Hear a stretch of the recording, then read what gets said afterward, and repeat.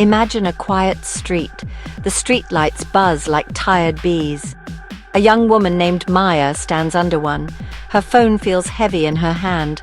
On one side is her family. Her little brother needs medicine, the kind of medicine that costs more than her mother makes in a month. The eviction notice on their door feels like a ticking clock. It is a paper bomb, ready to explode their lives.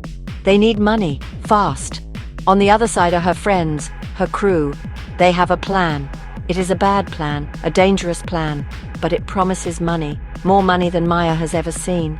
The plan involves a place her friend's father owns. It would be a betrayal, a deep cut into the trust that holds them all together.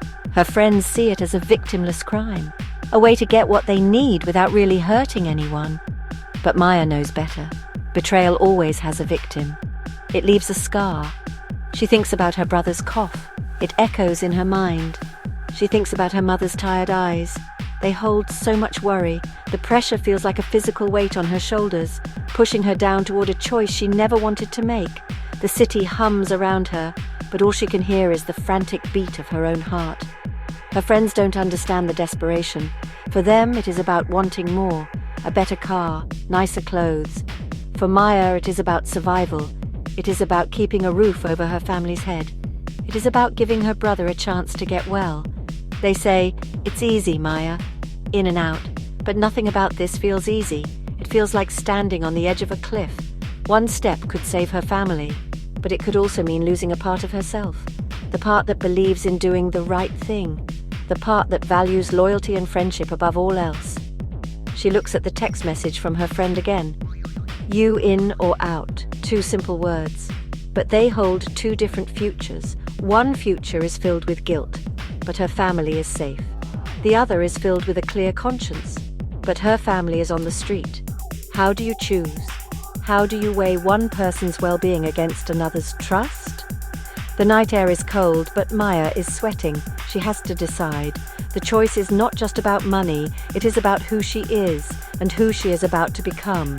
The silence of the night offers no answers, only more questions. Maya's mind races back to a summer afternoon, years ago. She and her best friend Lena sat on a park bench. They made a promise, always have each other's backs, no matter what.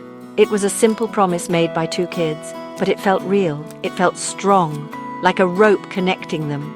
Now that rope feels like it is around her neck. Lena's father owns the business they plan to hit. Breaking her promise to Lena would be like tearing up that memory. It would be telling her that their friendship was worth less than a stack of cash, less than her family's desperation. Her family's voices are just as loud in her head, her mother's soft pleas. I don't know what we're going to do, Maya. Her brother's small, trusting face. He looks at her like she can fix anything, like she is a superhero. How can a superhero let her family down? The responsibility is a heavy blanket. It smothers the voice telling her to walk away. Her family did not ask her to do this, they would never ask. But she sees their need. It is a gaping wound, and she feels like she is the only one with the power to stitch it closed, even if the thread is dirty. The internal conflict is a storm inside her. One moment she feels the sharp sting of shame. The thought of looking Lena in the eye after the betrayal makes her stomach churn. She imagines the hurt and confusion on her friend's face, the anger, the friendship would be shattered, broken into a million tiny pieces that could never be put back together. It would be a loss she'd feel forever, a constant reminder of the moment she chose money over a person who trusted her completely, a person she loved like a sister. Then the storm shifts. A wave of fear washes over her, the fear of her family's future. The image of them packing their belongings into cardboard boxes is vivid. The shame of being homeless, the terror of not being able to help her sick brother. This fear is cold and sharp. It makes the betrayal seem like a necessary evil, a sacrifice she must make. Loyalty is a luxury, her desperate mind whispers. Survival is a necessity. She is trapped between two impossible worlds, and the choice feels less like a decision and more like a surrender to the least terrible option. Let's think about the consequences. What happens after the choice is made? If Maya goes through with the plan, she might get the money. The eviction notice could be torn up, The medicine could be bought. For a moment, there would be relief, a deep breath after being underwater for too long. Her mother might smile a real smile for the first time in months. Her brother might start to get better. Her family would be safe. This is the prize. This is what she is fighting for. The immediate problem would be solved. The fire would be put out, at least for now, but the fire of betrayal would just be starting. The friendship with Lena would be gone. It would turn to ash. That trust, built over years of shared secrets and laughter, would be destroyed in a single night. And it wouldn't just be Lena. The entire group of friends would be fractured. Sides would be taken. Accusations would fly. The easy comfort they once shared would be replaced by suspicion and anger. Maya would become an outsider, the person who broke the code. The money might keep her family warm, but she would be left out in the cold, alone. Now, consider the other path. What if she says no? What if she chooses loyalty? She would keep her friend. She would keep her integrity. She could look herself in the mirror without flinching.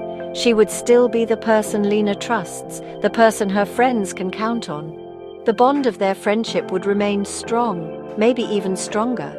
She would have done the right thing. She would have chosen her principles over easy money. There is a quiet strength in that, a peace that comes from knowing you did not compromise who you are, even when it was hard. But that peace would not pay the rent. That integrity would not buy the medicine. While her conscience would be clear, her family's crisis would remain. The eviction clock would still be ticking. Her brother's cough would still echo in the small apartment.